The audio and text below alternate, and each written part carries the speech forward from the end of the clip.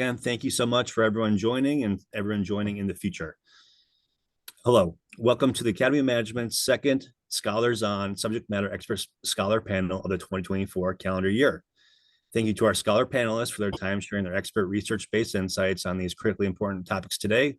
And thank you to everyone viewing live and via recording at a later time. The Academy of Management, or AOM, is a preeminent professional association for management and organization scholars. Worldwide members are professors and PhD students in business schools at universities, academics in related social science and other fields, and practitioners who value knowledge creation and application. Founded in 1936, AOM features a global community today that is nearly 20,000 strong and spans over 120 countries. Today's panel is titled AOM Scholars On How to Pursue Work-Life Balance Without Sacrificing Career Ambition. This panel will provide research-based insights on the work-life balance dilemma that has been an age-old issue in the employee-employer relationship. In a recent Forbes article, it revealed that workers are almost always or often feeling more burnt out from work than they have in recent memory. This reality begs the question, is work-life balance achievable without sacrificing career ambition? Should work-life balance shift to work-life integration? This panel will evaluate insights-driven solutions for better work-life balance without sacrificing career ambitions. For attendees, we will welcome Q&A throughout the panel, and especially in the latter portion. Simply pose a question via the chat function. For those attending thereafter and watching recording, please submit questions or requests for coverage by contacting press@aom.org. Thank you for your time. Without further ado, I'll kick it over to today's moderator, Brianna Kaza of the University of North Carolina, Greensboro. Thank you. Hi, my name is Brianna Kaza. I'm a professor at the University of North Carolina at Greensboro. My research program focuses on the processes and resources that produce resilience at work. I'm very pleased to be able to moderate this panel today, and I want to have each of our panelists now introduce themselves and their affiliations and a little bit about their expertise before we get into the questions. Ellen, do you want to start? Sure. Thanks, Brianna. My name is Ellen Ernst Kosick, and I'm the Basil S. Turner Distinguished Professor of Management at Purdue University. I study workplace flexibility and how organizations can change their leadership and flexibility cultures to support people of all identities and across different occupations and jobs. Thank you. Laura? Thank you, Brianna. Hi, everyone. My name is Laura Giorgi. I am an assistant professor at the London School of Economics and a faculty affiliate at London Business School. I have a PhD in management from Erasmus University Rotterdam and have been a postdoctoral research fellow at LBS and Cornell University. My current research revolves around time and timing in organizations, workplace well-being, and the future of work. And I'm particularly interested in exploring these topics using field experiments and qualitative methods in collaboration with organizations. Thank you. And Allison? Hi, I'm Allison Elias. I'm an assistant professor of business administration at the Darden School of Business at the University of Virginia. I'm a historian by training. Historically, I study women's careers and the type of jobs and work women have done. Also study feminism, both contemporary and historical contexts. Great, thank you.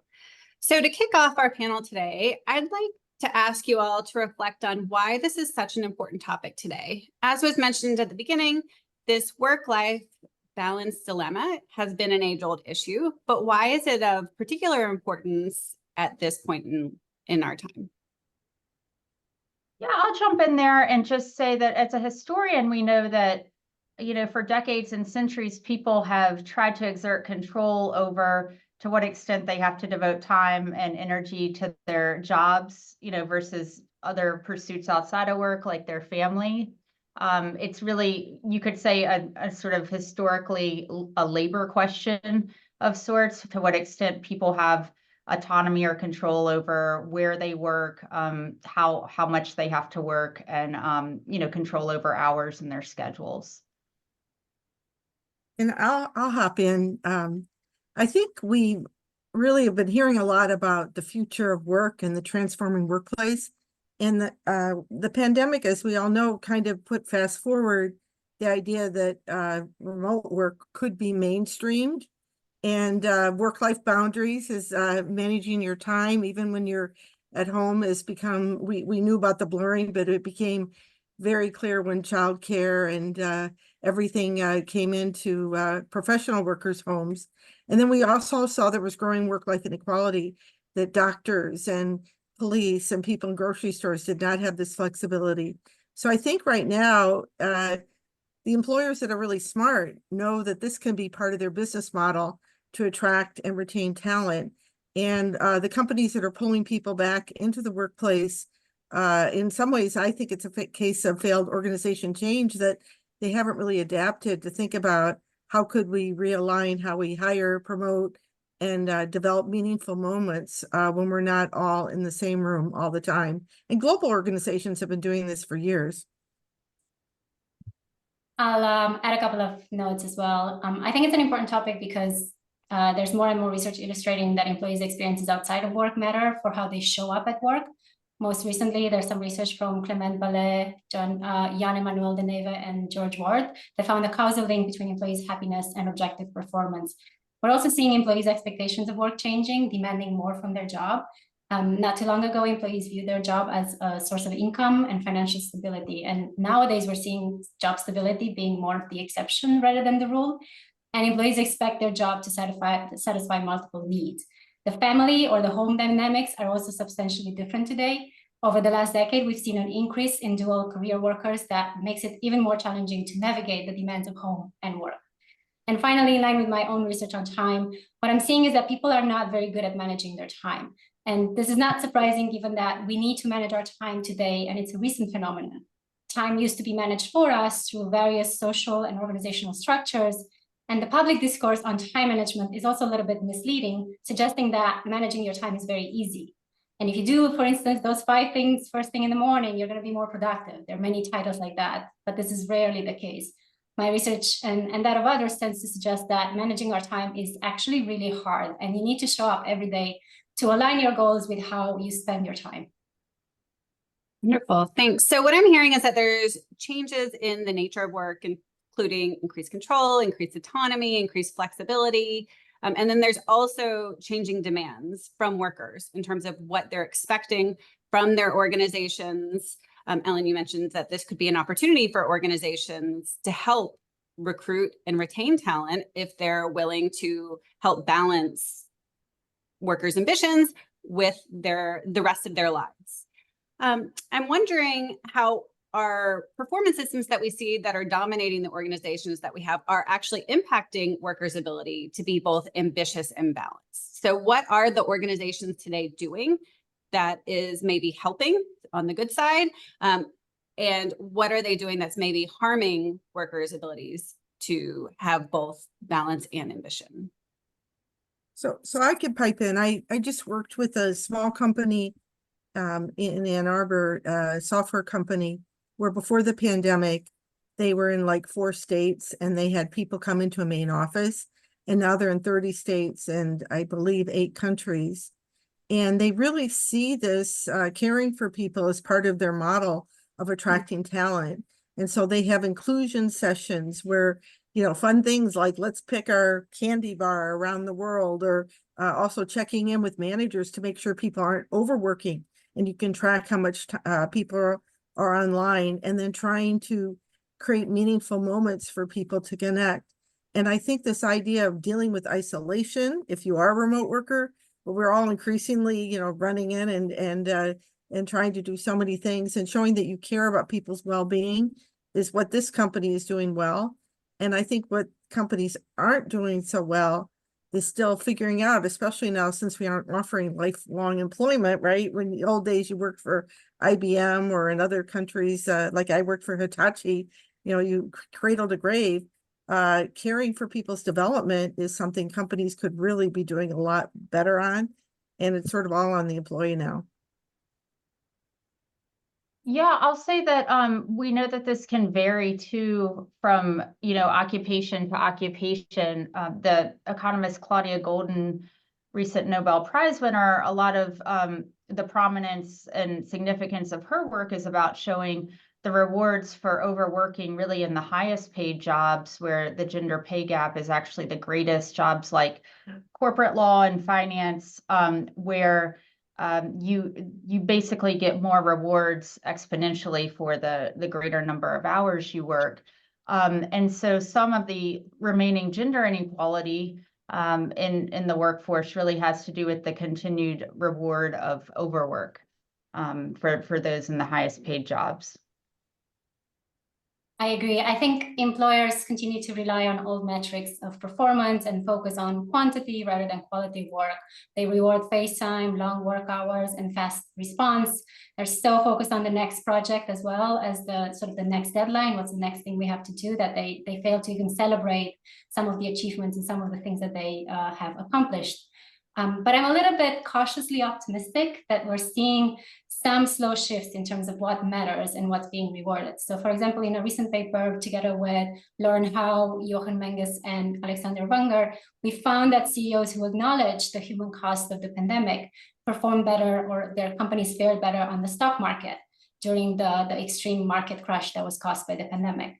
And similarly, I'm seeing companies being more willing to engage with research to find out what works, for example, for improving mental health support at work. So in ongoing research with Lauren Howe and in collaboration with Novartis and More Than Now, we find that emphasizing the privacy aspect of an existing mental health support program does not increase the uptake of the program, which we were surprised by.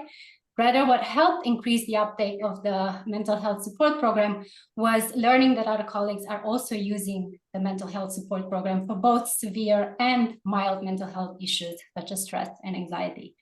But I think employers sort of have a long way to go, and making changes on the margins are important, but they're no longer sufficient. Employees want and sort of demand structural changes that recognize them as a whole person. Wonderful.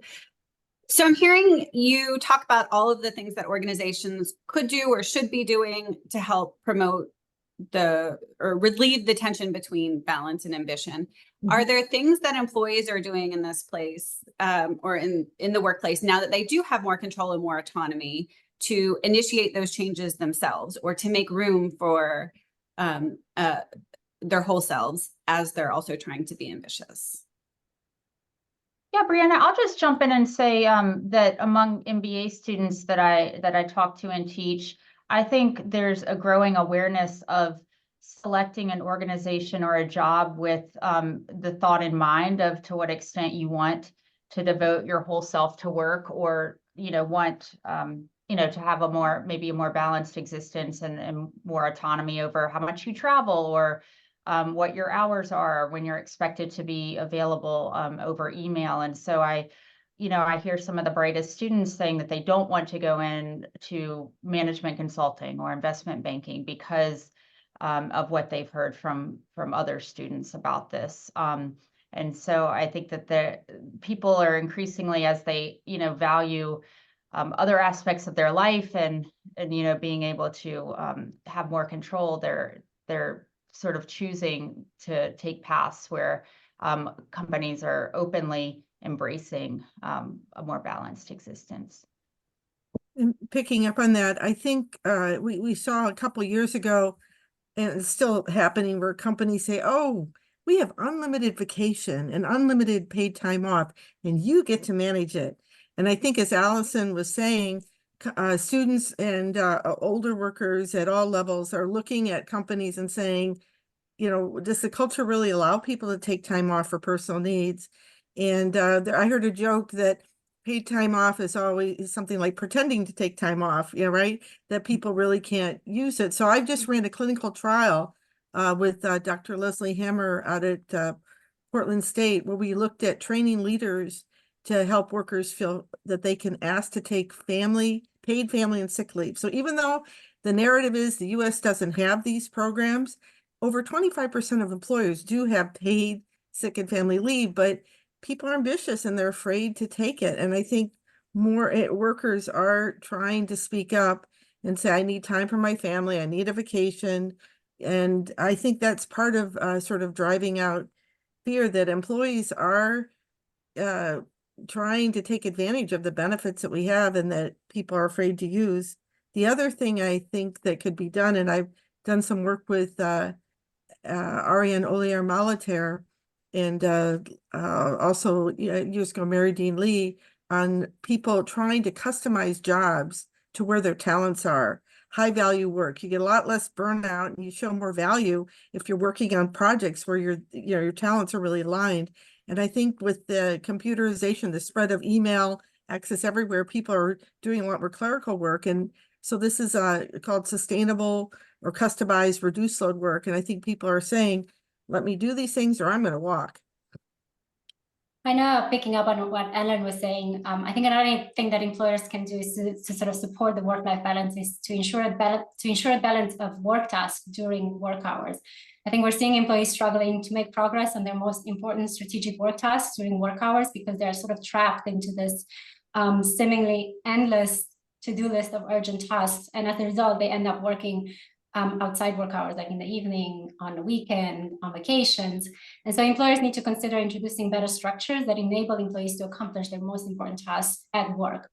And I have some field experimental data that speaks to the benefits of doing this. So in ongoing research with Dan Cable and Pierre Manucci, we conducted 2 field experiments at 2 organizations, and we find that employees who restructured their workday such that they created pockets of protected time to pursue their most important tasks experience an increase in objective and experience performance. And we also find suggestive evidence that employees who felt supported by their leaders and peers, so this speaks to the importance of the social system and the culture of the organizations. So those who felt supported to engage in this practice of working also reported had lower absenteeisms and lower burnout. And I think sort of kind of speaking a little bit to the email, since I have a little bit of a research on that, employers, I think, need to recognize and respect employees' boundaries and introduce technology in a way that helps rather than harm those boundaries. One trend we're seeing nowadays is leaders introducing tools without really having any explicit conversation about how those tools should be used. And when that happens, I think harmful workplace norms tend to emerge that are much harder to change. Wonderful. Thank you. So I'm wondering how employers can take better care of employees' need for work-life balance without having an implicit fear of falling behind. So not being able to have employees have a sense that they are either not keeping up or that they're simply not able to do their tasks. So you've started to speak to this in terms of thinking about how they manage emails, how they prioritize tasks, how they might structure their workday. But are there other things that you're seeing employers do, or is there evidence from your research that might suggest what they should be doing to help relieve this tension? Well, at a public policy level, also with Ariane Olier-Malater and others, we wrote an article for Stanford, I think it's Innovation Review, on the legislation that's happening and the right to disconnect, and sort of asking employers to come up with these rules that allow people to disconnect. So I think there's at a policy level that we don't have yet in the States, but the people that are listening from other countries, Australia, I believe Canada, France, and some of the others are at least experimenting, or the right to request a flexible schedule. What I think is important and worries me, or companies have no email Fridays or something, is the diversity of the workforce. Not everybody wants to work in the same way. So I developed with Center for Creative Leadership an assessment on work-life boundary management styles. And I don't think everybody wants to integrate, nor does everybody want to separate all the time. And part of it goes back to what we said at the beginning of control. And while control adds cognitive complexity and some challenge stressors, people, particularly with elder and childcare, they need control, and they need, many people I've seen, they might, look at when our schools get out, have to stop at 3, pick up a child from school, and they might need to go back on at night to work a full week or catch up on things on a Saturday morning. So I think this diversity and when you're on and off is important to give people control over when they work, and maybe coming up with norms about when others are expected to respond. And those are 2 different issues. One of the challenges that I think leaders face today is that work-life balance is no longer a one-size-fits-all solution, and maybe it never was. So leaders need to have sort of more explicit conversations with their employees to better understand what they need, rather than rely on intuition or whatever trends are out there. And we have a little bit of data that speaks to this. So in ongoing research with Lauren Howe, we find that employers think employees want support primarily for their physical well-being at work, but employees actually want more support when it comes to their emotional, affective well-being. And so there's a disconnect between what's needed and what leaders think is needed. Yeah, and I'll just come in and say that we tend to think of the people who need work as those who are parents or taking care of others, but even people who maybe don't have dependents or specific care responsibilities for a family member or friend, need time off from work. And so this idea of mental health and wellness and being able to pursue tasks outside of work that fulfill you is really important. I know that there was a single woman I talked to recently who felt that no one really thought that she needed any break from work because she didn't necessarily have to pick up kids or take care of a aging parent, but she felt like she obviously wanted time to pursue relationships and other fulfilling tasks outside of work. Yeah, I appreciate that you are all highlighting the different ways that there might be diversity in what people need in order to have this sense of balance and ambition, depending on their life stages, other characteristics that they might have, other aspects of their life. We had a question from the audience asking about what your thoughts are on the notion of independent workers. So I'm wondering if you could comment on the different types of workers in the workforce. We talked at the beginning that there's an increase in virtual work, and these might be people who are members of an organization just working remotely. But there's also an increase in independent work in general. And are we seeing different strategies or types of tensions that these individuals might be facing? I think gig workers have a lot of risks that they are taking on. There was an old article written by Susan Lambert of University of Chicago called Passing the Buck, and it's how employers transfer risk in customer demand onto workers. And while she studied workers more at the lower income, I think gig workers really are in a tough bind because they don't have the rights for job security even.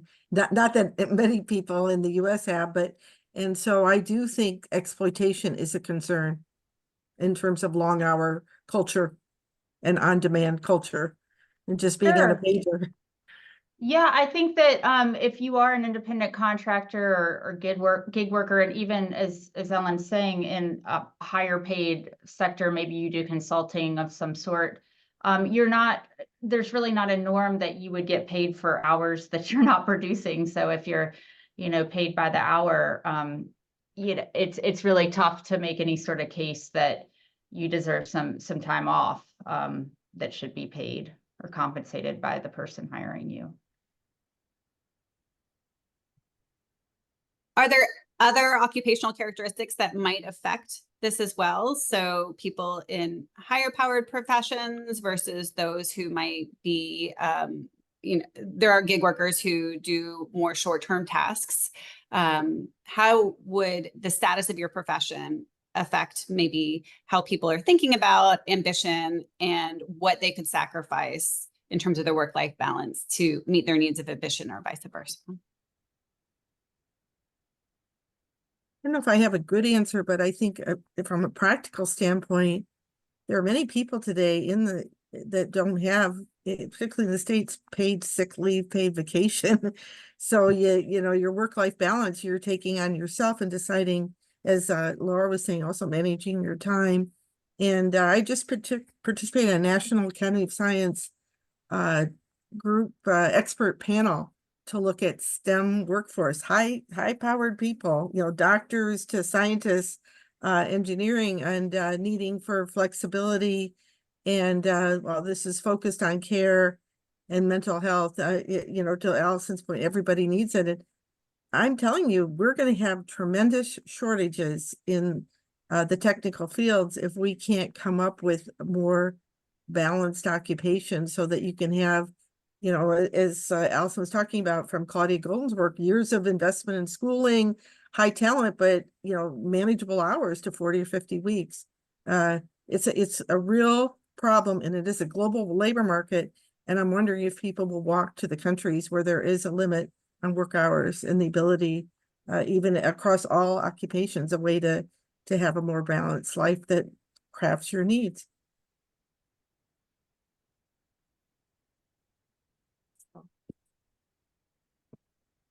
Great.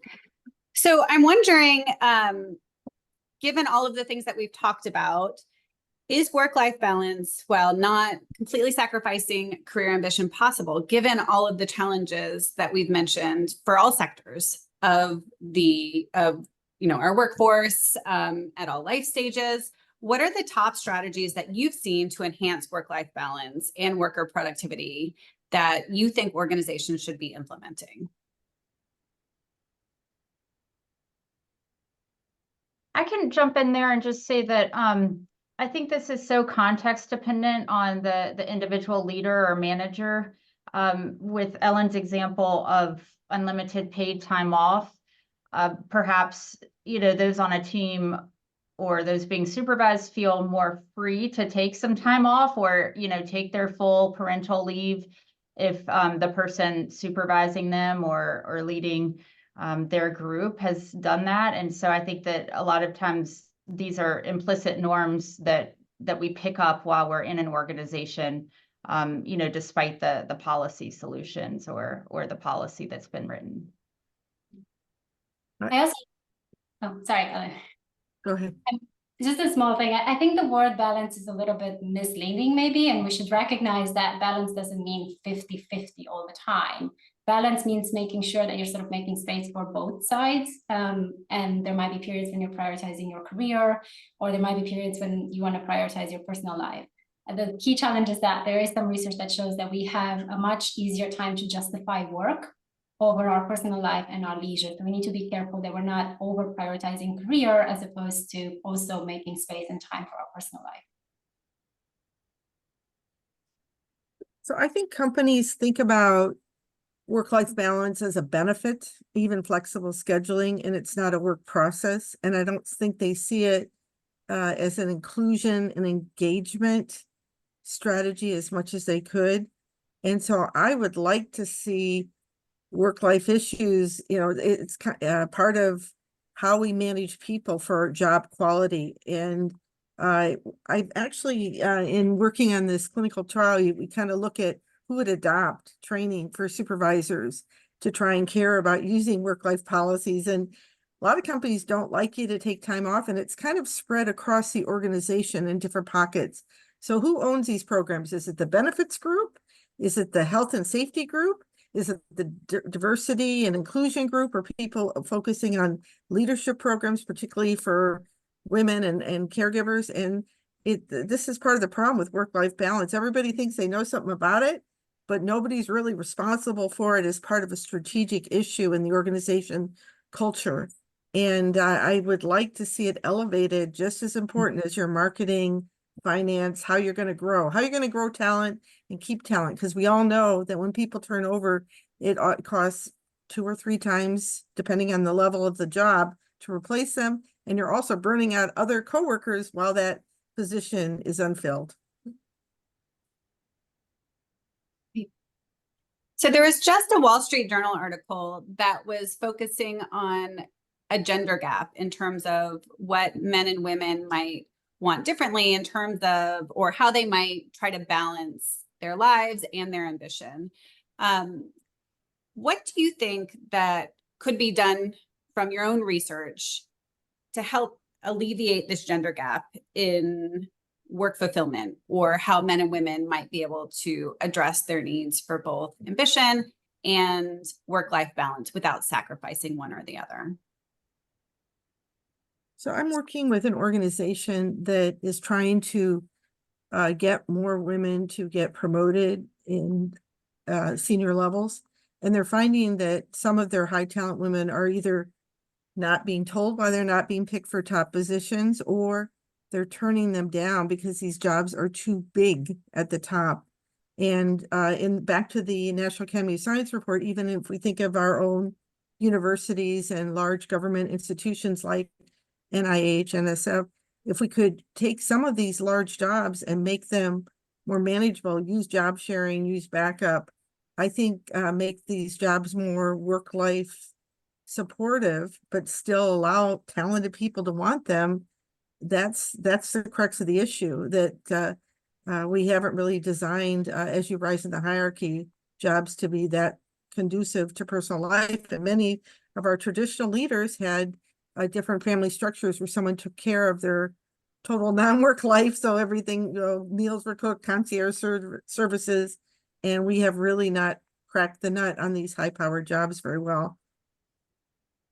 And I don't have too much data to speak about this, but we're doing some research. My PhD student, Alicia Singh, is doing some research on delegation in the workplace and sort of understanding, is there a gender gap in delegation? We know that women tend to delegate less, and they do that because they're concerned, or they just are asked or expected to do certain tasks. And so that means they have much less time to do the promotable tasks that help them get promoted in the company. And I think it's mirrored at home, where delegation about work responsibilities and home responsibilities are being shifted, and there's a challenge in getting that balance right at home as well. And it's very complex in terms of the societal norms and who's expected to do what type of tasks both at home and at work. So I think we need to sort of start drilling down on those expectations as well.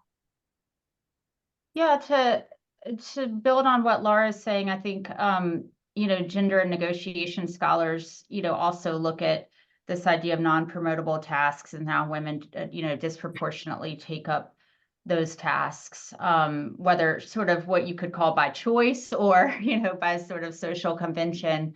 And I'll also say that there's interesting work on the idea of cognitive labor that occurs that women do even when they're, at work. So in other words, an example of this would be, trying to remember what groceries need to be ordered, what needs to be, ordered on Amazon, who's going to plan a child's birthday party, that kind of thing. And so I actually, that work has been really instrumental, for me, and we talk about it a lot in my Women in Work class, because I think that a lot of times women's minds are always thinking and relationally about the other people that they need to take care of or help. And it can maybe be harder for women to sort of focus solely on their work or career.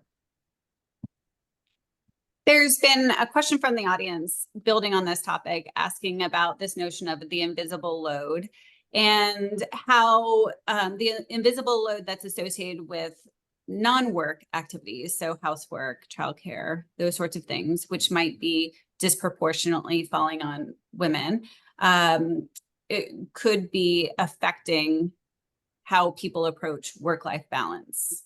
And how would you study this, either from a different theoretical lens or methodologically?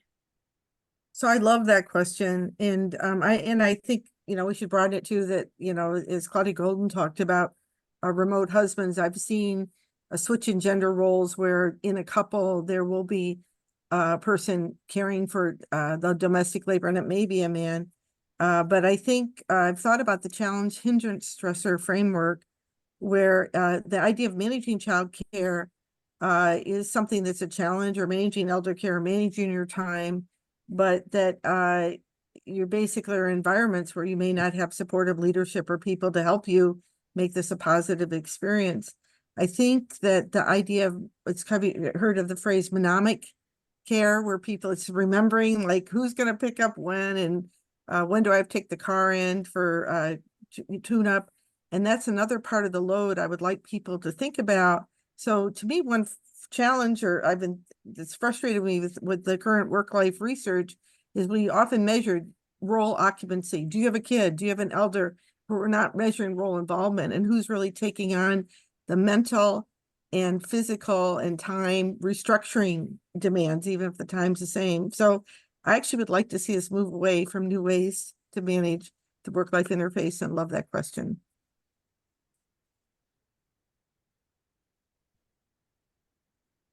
So if we're trying to move away or move towards new ways of managing this interface, another person asked if you're seeing employers realize that they have to take a more humanistic orientation that supports society overall. So are you seeing employers realize that they have to try to help employees manage their work-life balance or their non-work lives, even if they're ambitious, especially as we're seeing that employees are working for longer, and they might not necessarily even stay with one organization. So how can we get organizations to invest in these employees who might have, multiple organizations that they work for over the course of their careers?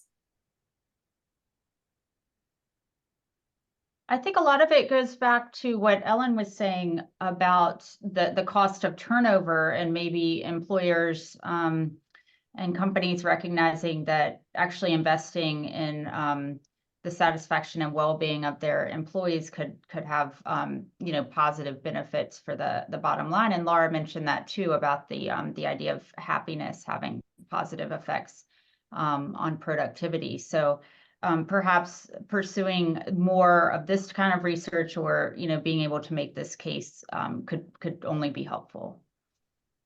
And I think it's kind of a reality that people don't have just one job, one career anymore. We're seeing it be much more fragmented. So it's become a reality that people will switch job, and it's actually an expectation that you will switch jobs. And I've seen this somewhere that the employers should think about preparing employees to leave, because they're investing in them. And if you're doing that, if you're showing that you care about their skills and their well-being, they're more likely to stay, because you're showing that recognition. I am a little bit not so optimistic that I'm seeing companies care about this, because I see it like with research with time and with research with well-being, everybody says it's important. Everybody says we want to do this. It's something we should focus on. But when you try to get them to do the research and do the studies and look into what actually works, they back out, because it's not a direct link to the bottom line. It's not a financial link. It kind of works over time. You're seeing the benefits over months and months. It's not an immediate benefit. You see that in productivity, but not when it comes to well-being interventions. And so I want to see more companies and more employers caring about this. But so far, they say they care, but they don't really want to engage with the research. So I'm not sure how to get around that, but to keep trying. Laura, I love your point, and I think that we all think about sabbaticals, which are getting harder and harder to take. But I know of unions organizing, for example, somebody who was able to take a sabbatical and get renewed.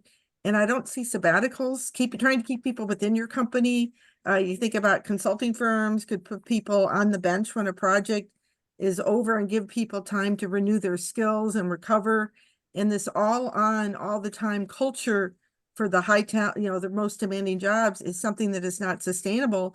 And companies really could think about a different way to have people on retainer for over a year, and let people ramp up or ramp down a little bit. And, we just aren't very creative in how we structure our jobs. There's kind of one way in many organizations to be successful, and what we view as the talent or the high potential people. And we need different modes of thinking about talent over a longer span, and how to retain and really develop talent. I mean, think about all the things that are changing with AI and just new ways of managing people virtually. And I think we've not invested nearly enough in helping people to have careers, and work can provide money, engagement, feelings of professional accomplishment. It's not all bad, and we got to make it so both work and non-work are both developing at the same time positively.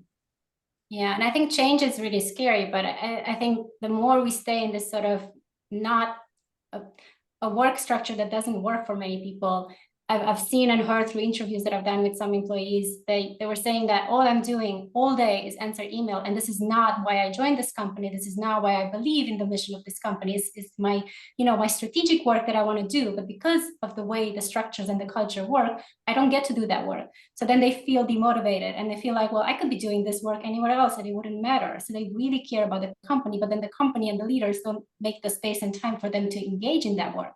And so I feel like at some point this will implode.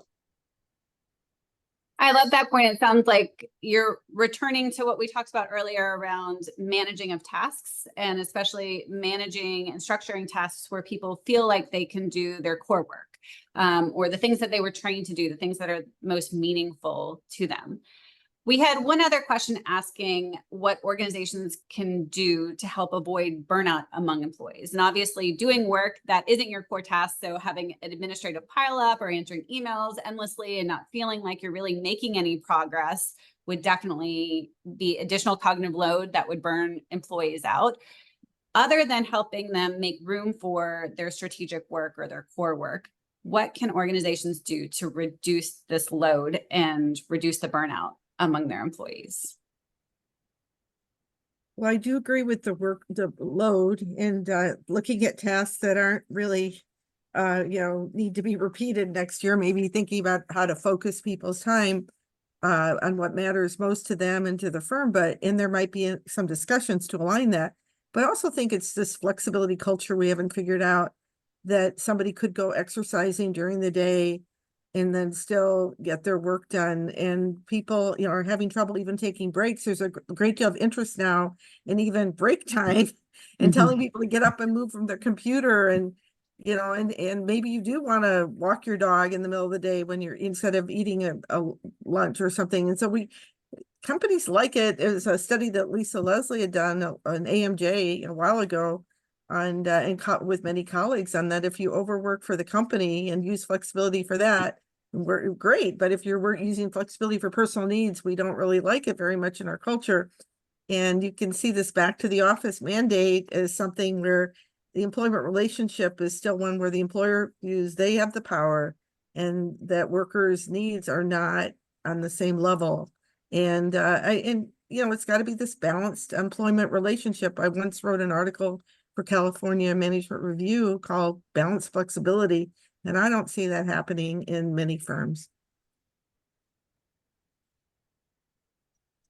So I think we're going to have to close up pretty soon, but I wanted to ask one more question that was posed from the chat.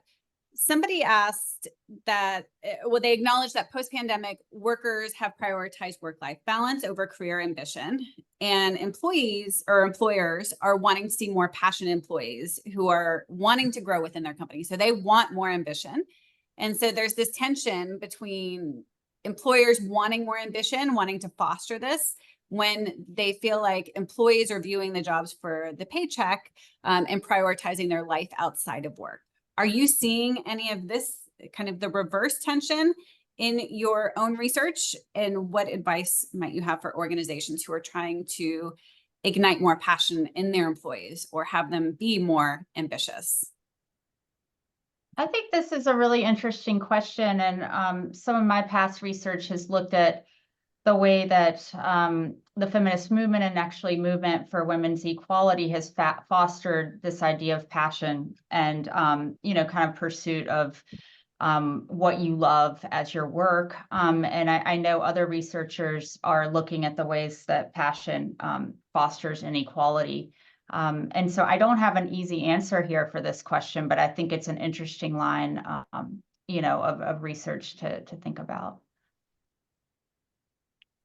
I think part of it is companies adapting their cultures to framework in ways that ignite passion. And sometimes it's simple language. So I did a study with in Journal of Management with Rong Su, who's at U of Iowa, and Lucy Wu. We looked at women's career equality and looked at values, linking the literature on values with discrimination work-life literatures, because they're kind of siloed.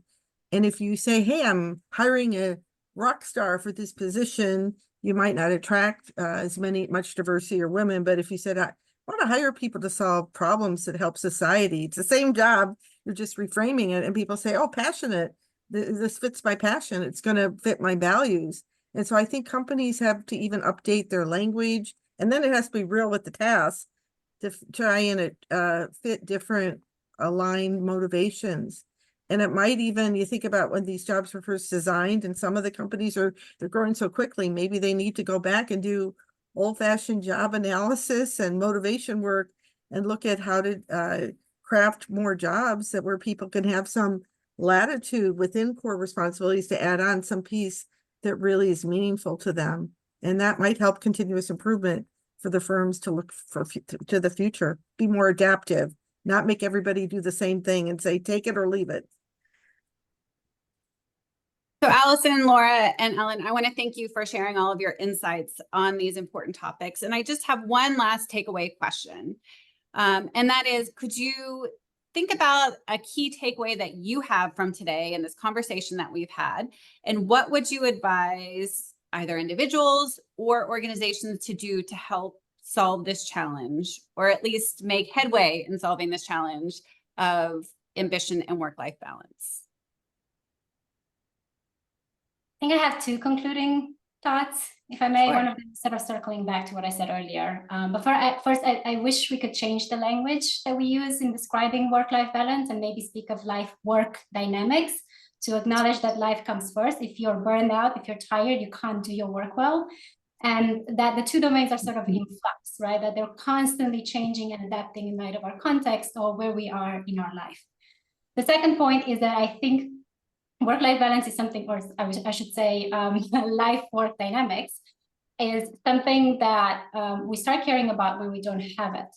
And by we, I mean sort of both employees and employers. And I think this is a rather reactive approach to dealing with life-work dynamics. And I think we need a more proactive and structural approach to ensure that employees are able to manage the different demands of both their personal and their professional life. As for recommendations, I think there's so many that came out in the discussion today. One of them that I will just emphasize also based on some of the research is that we need to make clear our expectations and our requests and our boundaries, because people are not aware of things that are hidden or implicit for them to see. Like with invisible work, we don't always see what's on other people's plate. We don't know what people's work practices are, what they prefer to do, when do they prefer, and when they can actually work. So if you can make more explicit the implicit expectations that we have in our work dynamics, I think that could go a long way. I'd like to build on what Laura is saying about maybe how individualized the solutions are, really depending on the person and the type of work. And so perhaps just more discussion of this at work, and employers really talking and listening more to the voices of their employees, and asking just for more kind of qualitative feedback about this, I think would be helpful, because if there were sort of one easy solution to implement across organizations, it would sort of be done by now. But I think what's tricky here is how variable this can play out depending on a person's work style, what kind of boundaries they prefer, what type of work they have to do, and the needs of the job. So those are all great ideas, and I think we kind of need a couple of strategies. One is the leaders and the middle managers have to model work-life well-being. People are, afraid to work in different ways, and if you see your boss taking time to care for themselves, you're more likely to have well-being yourself. The other is, I do think there is a role, even though government is overwhelmed, for nations to set minimum standards for work hours, and that even rating in, we do all these rankings today. We need to really rank organizations, and I would love to publish well-being reports and have awards for that, and have that be as important or part of other forms of awards, and what measures gets valued. And I think just making these rankings public would be important, but I also think government has the need to set minimum standards of basic rights to request a flexible schedule, basic job protections. It's probably been years since in some countries where we've updated our policies to fit with this new kind of negotiated flexibility. So I get a little worried just leaving it to organizations to figure out themselves. Self-interest for the firms may take over employee rights, and organizations even within the firm are lumpy, like a bed. Some departments you want to sleep in part of that bed, and others you don't even want to go near. And so I think within organizations, maybe making this part of your core culture, part of job quality, part of management bonuses, not burning out and turnover. And I think that would be a path forward. Wonderful. Thank you so much. Great. Well, thank you so much to the four of you, and thanks to everyone visiting today and watching in the future. We'll wrap on that, and I'm looking forward to the next installment of the AOM Scholars On meeting at the annual meeting in Chicago, Illinois in August. So once again, thank you all and have a good day. Take care. Thank you, Michael. Thank you.